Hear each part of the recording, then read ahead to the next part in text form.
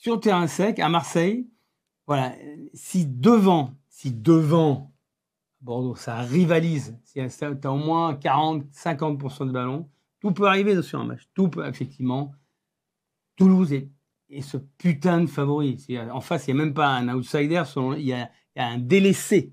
Il y a un délaissé, mais sur un match, c'est vrai que Toulouse est frais, ils ont moins joué, ils ont fait un mauvais match contre La Rochelle. C'était criant comme contraste, tu trouves pas?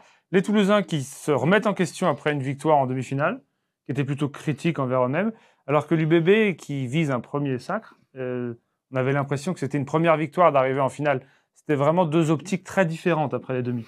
Mais ça m'a rappelé un peu ma première finale en 1987 contre Toulon. En fait, au Racing, on était content d'arriver en finale.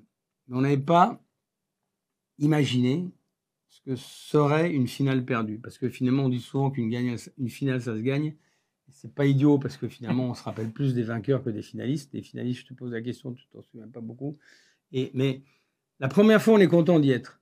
La deuxième fois, en 90, 3 ans après, on avait décidé de gagner.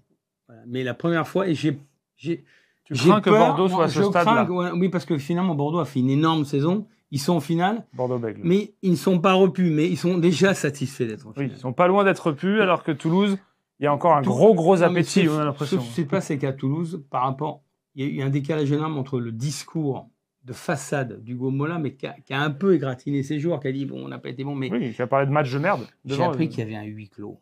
Il y a un huis clos à Toulouse à l'entraînement pendant une semaine, et je sais que les entraîneurs, que ce soit en équipe de France ou les grandes équipes de clubs, ils défendent leurs joueurs, mais ils savent ils gardent tout dans le thorax, ils gardent tout dans le plexus. Tu penses qu'ils ont pris un savon pendant le huis clos? Ils ont pris un petit savon à la fin du match. On a entendu Hugo Mola effectivement dire que si ça continuait comme ça, il ne gagnera jamais. Il fallait faire un autre match la semaine. Et c'était un gros savon de Marseille dans le huis clos. Et je pense que Toulouse ne peut pas, objectivement, faire 2 matchs moyens de suite. Après, c'est une finale.